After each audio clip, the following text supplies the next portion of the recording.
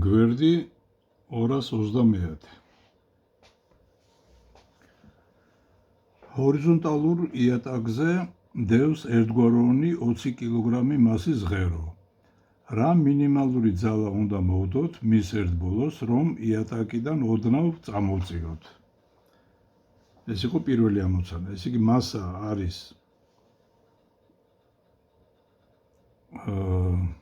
20 კილოგრამი. რა მინიმალური ძალა უნდა მოვდოთ, რომ ის ოდნავ წამოვწიოთ? წარმოვიდგინოთ, რომ ეს არის ჰორიზონტალური ზედაპირი, ეს არის ის ღერო, რომელიც დევს იატაკზე. ერთი ვარიანტი არის, რომ ახლა თუ შუაში მოვდებთ ესე იგი ძალას, მაშინ ცხადია, რომ წამოვწიოთ F1 იქნება mg სტოლი. მაგრამ მოდი ვნახოთ ამაზე პატარა ძალა თუ შეიძლება რომ მოვდოთ. ირკვევა რომ შეიძლება. ამისათვის ნახეთ, უნდა მოვიფიქროთ ეგეთი რამე, რომ ჩვენ წამოწევა რადგან გვინდა, ესე იგი აქ მოქმედებს სიმძიმის ძალა, აი ჩვენ რომ მოვდოთ აი ამ კიდეში F ძალა, F1 ძალა ის უფრო პატარა იქნება, F2 ძალა, მაშინ ის უფრო პატარა იქნება ეს ვიდრე mg ძალა. ეხლა ამას როგორ დავადგენთ? წარმოვიდგინეთ ეგეთი რაღაცა, რომ აი ამ წერტილის გარშემო, ესე იგი ეს თუ წამოვწევთ, მოდით ეს წერტილი განვიხილოთ ბრუნვის ღერძად.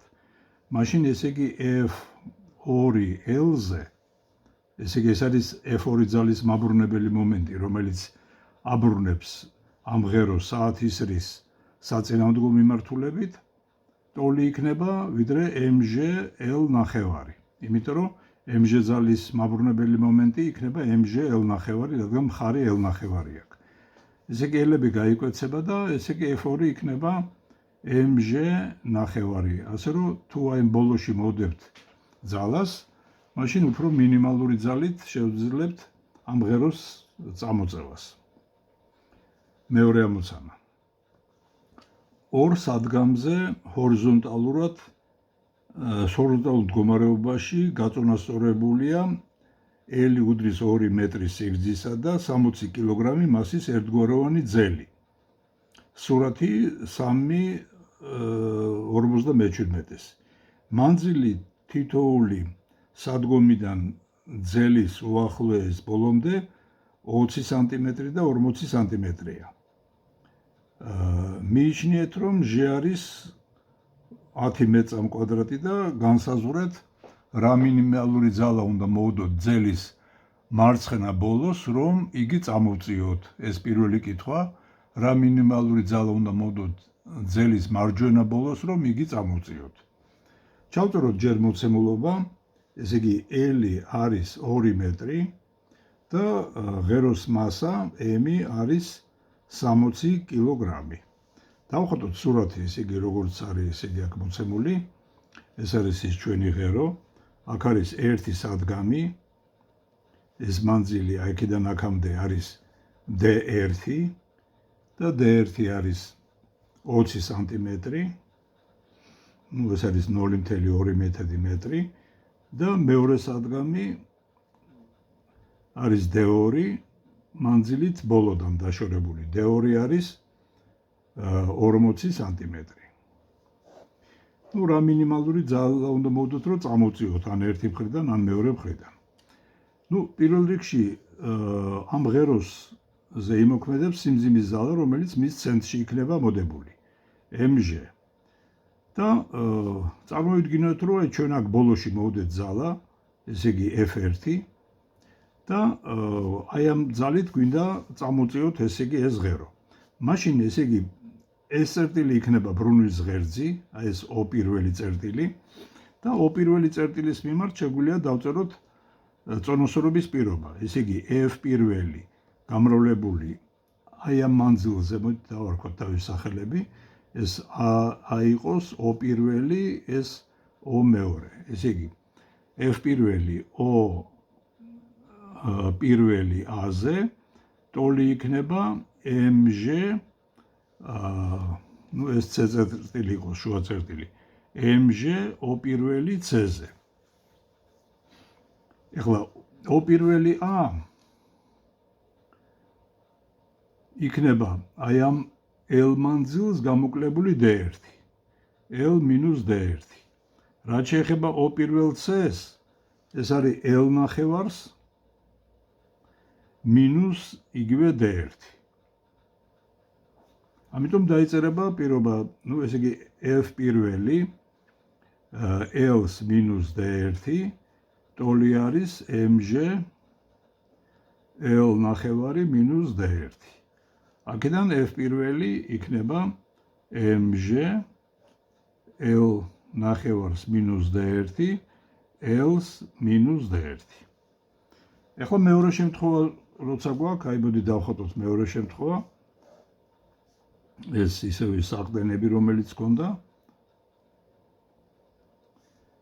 ეს არის, ესე იგი, აქ არის O პირველი, ეს არის O მეორე, შუა წერტილი არის C. ეს იყო A წერტილი და ეს იყოს B წერტილი ახლა. ეხლა მოქმედებს სიმძიმის ძალა ისევ ცენტრში MG. ეხლა აქედან ბოლოდან ბოლოში მოქმედებთ F2 ძალით. ეხლა ბრუნვის ღერძზე ეს იქნება 2 იქნება. ამიტომ დაიწერება F მეორე BO2 უდრის MG-ს გამრავლებული CO2-ზე. BO2 ეს არის L-ს მინუს D2, ხოლო CO2 არის L ნახევარს მინუს D2. ამიტომ F2 გამოვა MG L ნახევარს მინუს D2 შეფარდებული L-ს მინუს D2. მესამე ამოცანა. ჰორიზონტალური იატაკზე დევს 10 კილოგრამი მასის ერთგვაროვანი კუბი. რა მინიმალური ჰორიზონტალური ძალა უნდა მოვდოთ კუბის ზედა წახნაგს წიბოს მართობულად, რომ კუბმა გადაბრუნება დაიწყოს. მიიჩნიეთ, რომ კუბი იატაკზე არსრიელებს. აი წარმოვიდგინოთ, ესე იგი ეს სიტუაცია, ესე იგი მასშტაბი გვაქვს აქ კუბი. ყველა წახნაგები ცხადია ერთნაირი არის, სიმძიმის ძალა ცენტრში მოქმედებს, ესე იგი იქნება MG. ეხლა ჩვენ გვეუბნებიან, რომ კუბის ზედა წახნაგს წიბოს მართობულად. აი ამ წიბოს მართობულად, აი ესე რა ძალა უნდა მოვდოთ, რომ კუბი გადავაყირავოთ. ეხლა ცხადია, როცა ეს იწყებს გადაყირავებას, რეაქციის ზალა აი მაშინ მარტო ამ წერტილით ეხება. ამიტომ რეაქციის ზალა აქ იქნება N. რაც შეეხება ხახუნის ზალას, ესე იგი ისიც იმოქმედებს აი ამ წრფის გასწვრივ. ამიტომ ამ O წერტილს თუ ავიღებთ ბრუნვის ღერძად, არც N ზალას, არც ხახუნის ზალას მაბრუნებელი მომენტი არ ექნება. ამიტომ აქ ერთადერთი ვარიანტი არის, რომ აი ამის მაბრუნებელი ძალა F-ი თავის მხარზე, თავისი მხარე იქნება A, ტოლი იქნება MG, ესე იგი ბრუნვის ღერძი ეს არის, ძალის მოქმედების წრფე ეს არის MG A ნახევარზე. ესენი გაიკვეცება და F-ი იქნება MG ნახევრის ტოლი. აი ესეთი ძალით გადავაყირავებთ ჩვენ, ესე იგი მინიმალური ძალით გადავაყირავებთ კუბს. მეოთხე ამოცანა.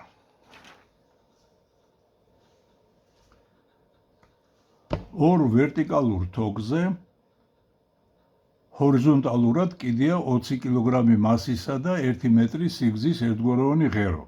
განსაზღვრეთ თოკის დაჭიმულობის ძალები თუ მანძილი ღეროს მარჯვენა ბოლოდან მარჯვენა თოკის მოვმის წერტილამდე 20 სანტიმეტრია. აი აქ გადავხატოთ სურათი. მასა არის 20 კილოგრამი, ღეროს სიგრძე არის 1 მეტრი. დავხატოთ ესე იგი სურათი. აგერ ესე არის, ეს ბოლოში არის მობმული, ეს მეორე საკიდი არის, აი აქ ეგეთი მდგომარეობა გვაქვს.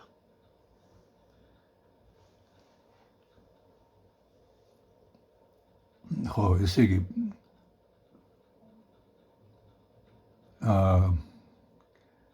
განსაზღვრეთ თოკის დაჭიმულობის ძალები თუ მანძილი ღეროს მარჯვენა ბოლოდან, მარჯვენა ბოლოდან თოკის მობმის წერტილამდე 20 სანტიმეტრია. აი ესე იგი ეს იგულისხმება, რომ 20 სანტიმეტრია. მოდი ეს დეთი აღვნიშნოთ. სიმძიმის ზალა მოქმედებს ესეთნაირად, mg ქვევითაა მიმართული.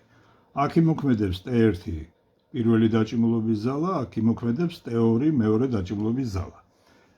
ეს თოკი რადგან წონასწორობაში არის, ესე იგი mg უდრის t პირველს პლუს t მეორე. ეხლა რო ვიპოვოთ t მეორე, მოდით ეს წერტილი ავიღოთ ბრუნვის ღერძად და t2 აბრუნებს საათის ისრის საწინააღმდეგო მიმართულებით, mg აბრუნებს საათის ისრის მიმართულებით. ამიტომ მომენტი t2 ძალისა, აი ამ O წერტილის მიმართ, უნდა უდრდეს მომენტს mg ძალისა იგივე წერტილის მიმართ. ესე იგი, მომენტი t2 ძალისა, ეს არის ძალა t2 გამრავლებული მის მხარზე. მხარი იქნება L-d. ხოლო მომენტი mg ძალისა იგივე წერტილის მიმართ არის mg L ნახევარი. შევიტანოთ ესე იგი ამ მომენტების წესში t2 L-d ტოლი არის mg L ნახევარი. აქედან t2 არის mg L ნახევარი შეფარდებული L-d-ზე. მოდი კიდე ერთხელ კარგად გადავწერთ, t2 გამოვა mg L ორჯერ L-d-ზე. რაც შეეხება t1-ს, მე მაგას ვიპოვით აქედან mg-ს მინუს t2. მეხუთე ამოცანა. 1 მეტრი სიგრძისა და 40 კილოგრამი მასის ერთგვაროვანი ღერო ეყრდნობა მახვილი წვეროს მქონე საყრდენს. სურათი 3.59. ჰორიზონტალურ მდგომარეობაში ღეროს იჭერენ მარცხენა ბოლოზე მოდებული და ჰორიზონტისადმი 45 გრადუსიანი კუთხით მიმართული ძალით. განსაზღვრეთ ამ ძალის მოდული თუ მანძილი ღეროს მარცხენა ბოლოდან საყრდენამდე 70 სანტიმეტრია. მიიჩნიეთ, რომ ღერო ძალის მოქმედებისას საყრდენზე არ სრიალებს. ჩავწეროთ მოცემულობა, ესე იგი L არის 1 მეტრი, მასა ღეროსი არის 40 კილოგრამი, ალფა კუთხე არის 45 გრადუსი და მანძილი, მოდით ესით აღვნიშნოთ, არის ესე იგი 70 სანტიმეტრი. სურათზე გეტყვით, რომელი არის ესე იგი ეს მანძილი. და უნდა ვიპოვოთ ესე იგი აი ამ F ძალის სიდიდე. აი ღერო ესეთნაირად არის. ესე იგი საყრდენი მაგას აქვს, აი ნახეთ ერთ წერტილში აქვს საყრდენი, რა თქმა უნდა, აი აქ შუაში მოქმედებს სიმძიმის ზალა და აი ეს მოდებული F ზალა რო არა, ეს ჩამოვარდებოდა ქვევით. ეხლა ამ წერტილში აღიძვრება რეაქციის ზალა, აღიძვრება კიდე თქვა ხახუნი თუ რაღაცა სხვა ზალები, მაგრამ არ გვაინტერესებს, იმიტომ რომ ამ წერტილს თუ ავირჩიო ბრუნვის ღერძად, ამ წერტილში მოქმედი ყველა ძალები მომენტების წესიდან ამოვარდება. აი ეს არის ალფა კუთხე მოცემული, რომელიც არის 45 გრადუსი და S-ი არის აი ეს მანძილი. აი ამ ძალიდან აქამდე. ეხლა შევხედოთ, სიმძიმის ზალა ამ წერტილის გარშემო აბრუნებს საათის ისრის მიმართულებით. ეს F ზალა საათის ისრის საწინააღმდეგო მიმართულებით. ამიტომ როწონასწორობაში რო იყოს, მათი მომენტები ერთმანეთის ტოლი უნდა იყოს. ესე იგი MF-ი უნდა უდრდეს MG. ესე იგი F ძალის მომენტი უნდა უდრდეს MG ძალის მომენტს.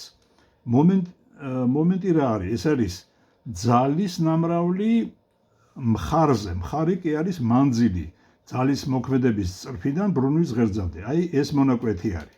ესე იგი ეს თუ S-ი არის, ეს მიმდებარე კათეტი არის, ამიტომ FS კოსინუს 45 გრადუსზე უდრის MG ამისი ბრუნვის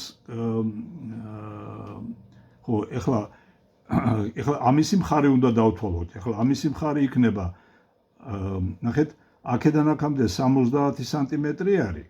ეს 70 არის და ეს არის 50. ამიტომ D-ი ავნიშნოთ, ესე იგი სიმძიმის ძალის მხარი. სიმძიმის ძალის მხარი არის აი ამ მონაკვეთს S გამოკლებული ღეროს ნახევარი. S გამოკლებული L ნახევარი.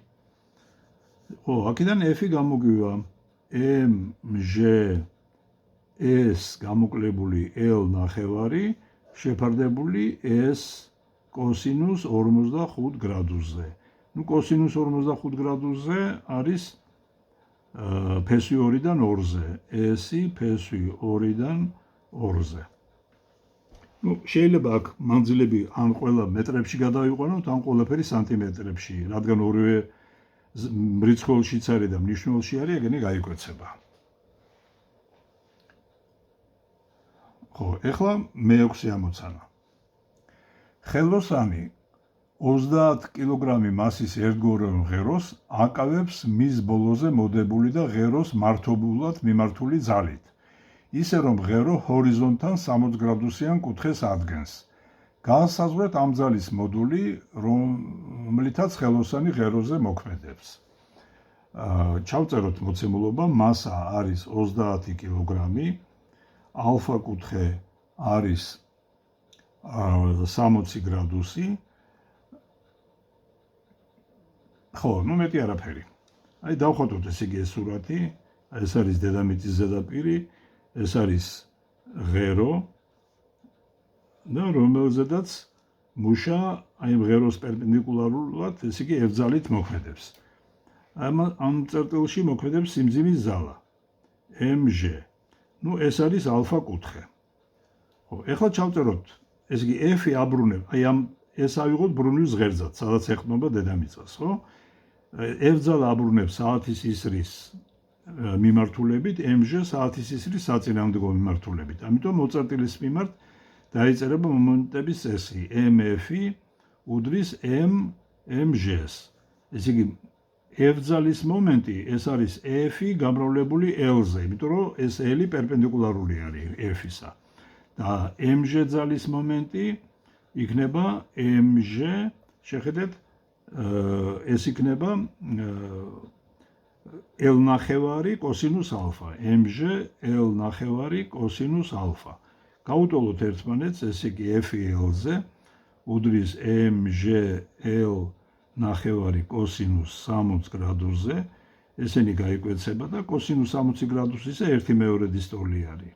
ამიტომ F-ი გამოვა MG ნახევარი და კიდე 1 ნახევარზე, ამიტომ MG მე-4.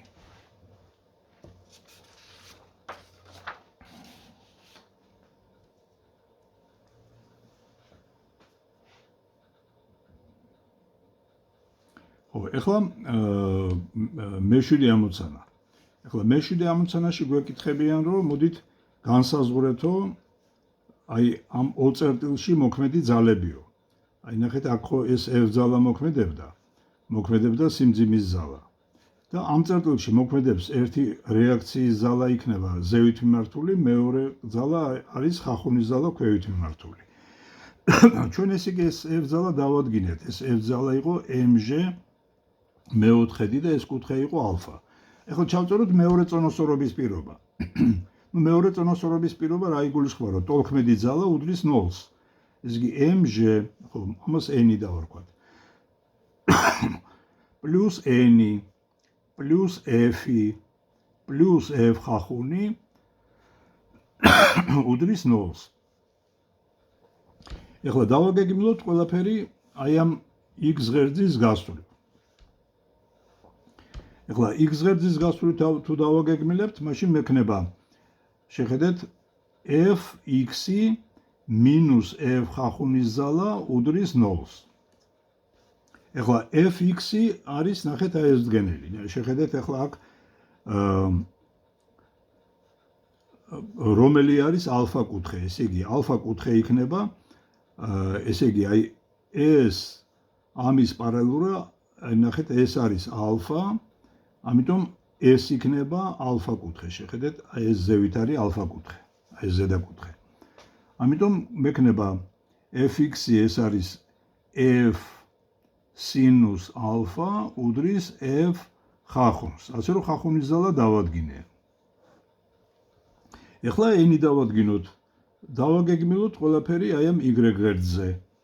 მექნება ზევით მიმართული არის f კოსინუს ალფა პლუს n-ი ზევით არის მიმართული მინუს mg უდრის 0-ს. ასე რომ n იქნება mg-ს მინუს f კოსინუს ალფა. აი ესეთი შედეგი გვექნება. მერვე ამოცანა. ვერტიკალურ კედელს ეყრდნობა იატაკზე დადგმული კიბე, რომლის პროფილიც გამოსახულია 3.71 ნახაზზე.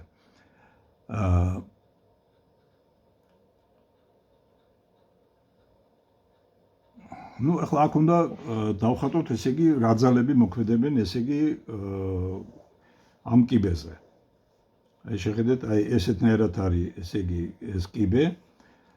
კიბეზე მოქმედებს, თქვა, ჩავთვალოთ ცენტრში სიმძიმის ძალა მოქმედებს, mg მოქმედებს, ეს გასრიალებას ცდილობს, ამიტომ ასე იმოქმედებს ხახუნის ზალა, იმოქმედებს აქ რეაქციის ზალა n-ი, ეს აწვება ამ კედელს, ამიტომ მოქმედებს ესეთი მიმართული n პირველი რეაქციის ზალა და ეს ჩამოსრიალებას ცდილობს და კიდე ზევით იმოქმედებს ხახუნის ზალა f ხახუნის 2.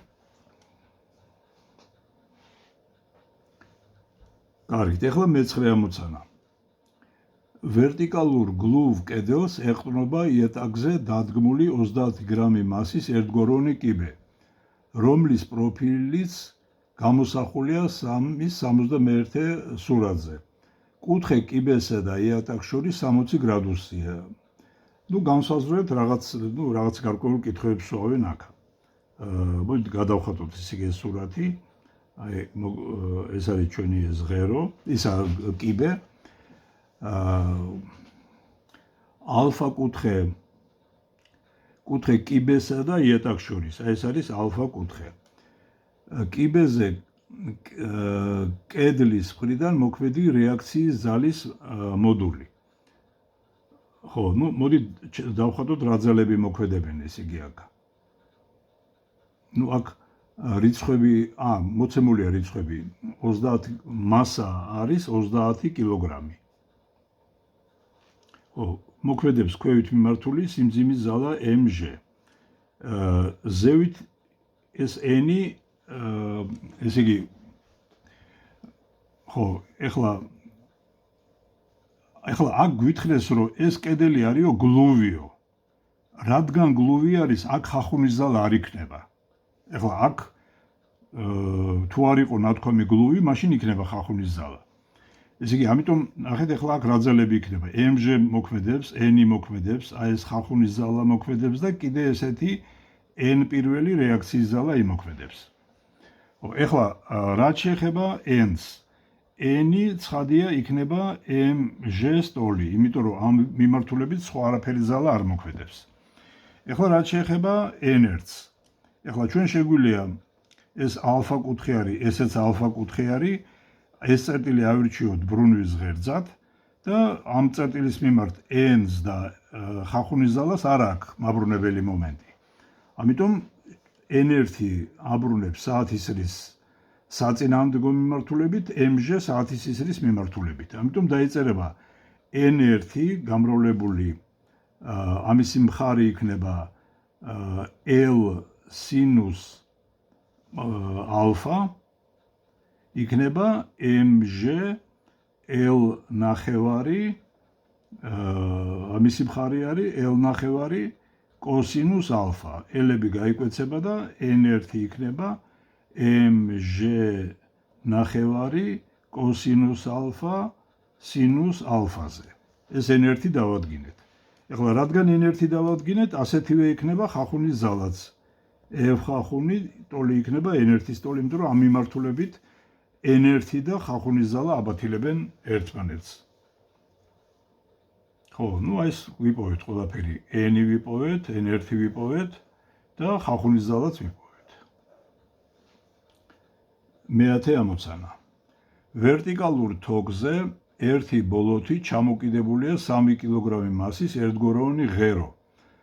წონასწორულ მდგომარეობაშია ისე, რომ მისი ნახევარი წყალშია ჩაძირული.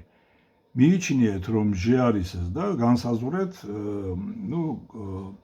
რამდენჯერ მეტია ღეროზე მოქმედი ამონგდები ძალა მის მარცხენა ბოლოზე მოქმედ თოკის დაჭიმულობის ძალაზე. ღეროზე მოქმედი ამონგდები და თოკის დაჭიმულობის ძალები. ჩავწეროთ მოცემულობა, ესე იგი მასა მოცემულია არის 3 კილოგრამი და დავხატოთ სურათი. აქ არის თოკი, აქ არის ესე იგი რაღაცა ღერო, რომელიც ნახევრად არის წყალში ჩაძირული.